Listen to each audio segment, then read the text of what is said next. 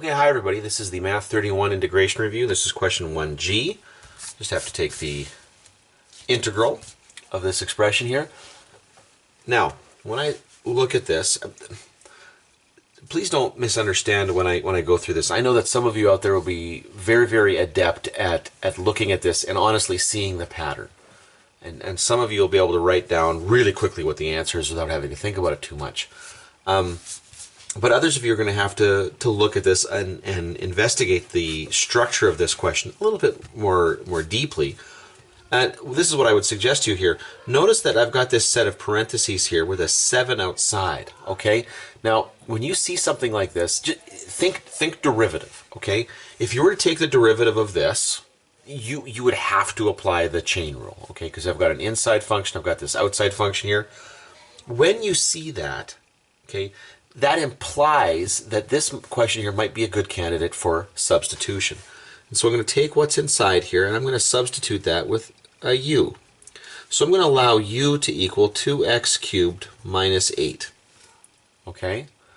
So now that's going to take my integral and it's going to make my integral, okay, the integral of 2x squared times u to the 7.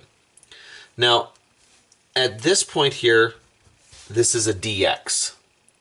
Okay, so I am taking, this is, what this says is I'm taking the integral with respect to the variable x. This is saying, okay, that the independent variable here is x.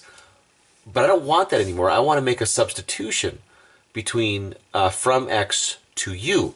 So what I need to do here is I need to introduce the differential du that will basically give my, or tell this question to transition variables here. So I'm going to take the derivative, make this du by dx, and in this case, it really does help to use the Leibniz notation. Okay, instead of like u primed, this is much easier to manipulate here. And the answer here is that I'm going to get 6x squared. So I know from this that du over 6x squared is equal to dx. Okay, I just manipulated that proportion a little bit, which means that this is going to be equivalent to the integral of 2x squared u to the 7, and I'm going to replace the dx with the expression that I know it's equivalent to, so it'll be du, which is perfect. I wanted that. I want the new independent variable to be u, over 6x squared. Notice that the x squareds will cancel each other, okay, and I'm going to get a 2 over a 6, which will give me a coefficient of 1/3, which I can pull out. So now I've changed this question to 1/3 the integral of u to the 7 du. Okay? This is easy enough to do because all I have to do is apply the rules of anti-differentiation. I'm going to take that exponent, increase it by 1, and divide by the new exponent. So I've still got this 1/3 out front, and this will become u to the 8 over 8. Now that I've taken the integral, I can't forget the constant of integration. There's my plus c. And so now this is going to be, and just got to be careful here, this is going to be u to the 8 over 24, that's the 1/3 of 1/8, plus c. But I can do better than that because I know what u represents. U represents, this is the replacement that I made initially, 2x cubed minus 8.